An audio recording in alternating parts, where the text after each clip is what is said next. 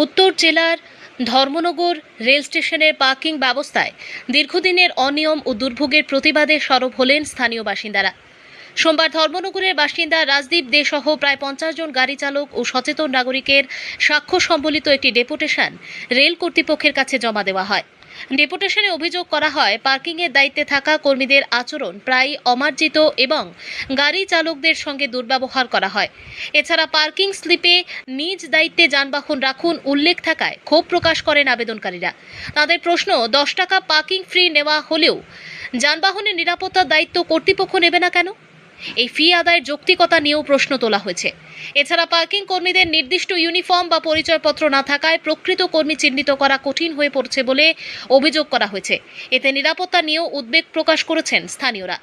ডেপুটেশনে parking সংক্রান্ত অভিযোগগুলির দ্রুত তদন্ত, কর্মীদের পরিচয়পত্র ইউনিফর্ম বাধ্যতামূলক করা এবং গাড়ি চালকদের সঙ্গে শালীন আচরণ নিশ্চিত করার দাবি জানানো হয়েছে।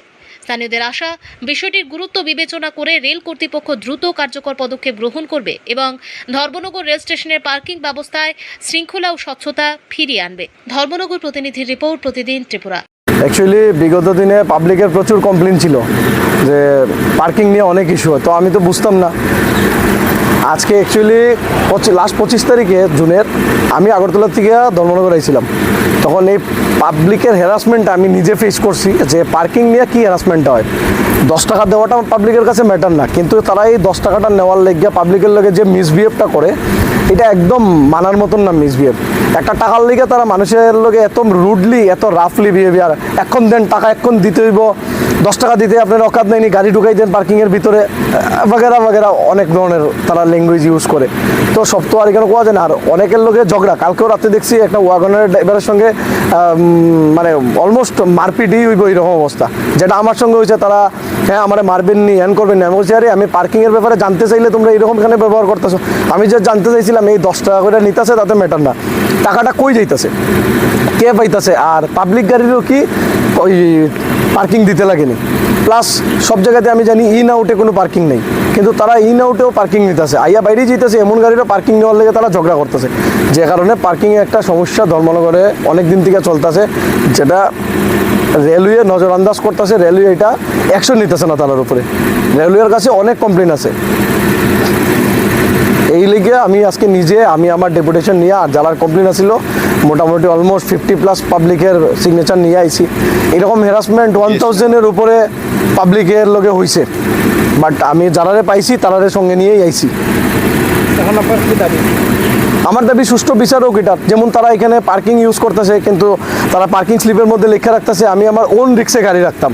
আমি যদি ওন রিক্সে গাড়ি রাখা হয় তাহলে আমি পার্কিং চার্জ কি লিখে দিব? 1 নম্বর। সেকেন্ড হচ্ছে তারা কোনো স্টাফের কোনো ইউনিফর্মই নেই, ইউনিফর্ম ইউজ করতে তারা রাজি না।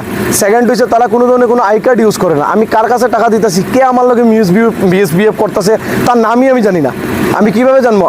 সরকার তারা কইয়া দিতেছে যে আইডেন্টি কার্ড ইউজ করতে হইব, কিন্তু তারা সরকারের কথা মানতে রাজি না। তারা সরকারের কোনো রুলস মানতে রাজি না, গভর্নমেন্টের রুলস মানতে রাজি না, রেলওয়ের রুলস মানতে রাজি না। এইসব লোকেরদের হাতে পার্কিং তুললা দেওয়াই ঠিক না। তারপর আসামের রেজিস্টার্ড কোম্পানি দিয়া ধর্মনগর পার্কিং চালাইতেছে, জিএসটি আসামের, কিন্তু পার্কিং চার্জ দিতেছে ধর্মনগরে। তো ধর্মনগরের পাবলিকে যে টাকাটা দিতেছে, এই টাকার কি ট্যাক্স ধর্মনগর পাইতো না সরকার?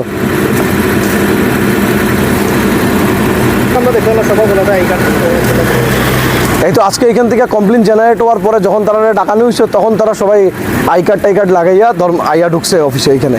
আর যারা তারা তারপরে সকাল থেকে রাত্র অবধি কে কোন সময় পার্কিংয়ের চার্জ নেয় কোনো নির্দিষ্ট কোনো লোক নাই তাদের সকালে একজন, দুপুরে একজন, রাত্রে একজন, বাবা ছেলে। এই তো আই কার্ড কে ইউজ করবো? বাবার আই কার্ড কি ছেলে ইউজ করবো? ছেলের আই কার্ড কি তার ছেলে ইউজ করবো? তো এরকম ইললিগেলভাবে এই পার্কিংটাতে তারা রান করতেছে, আর পাবলিকের সঙ্গে মিসবিহেভ, হ্যারাসমেন্ট সব কিছু করতেছে। আমার নাম রাজদীপ দে, বাসা আমার চারুবাসা।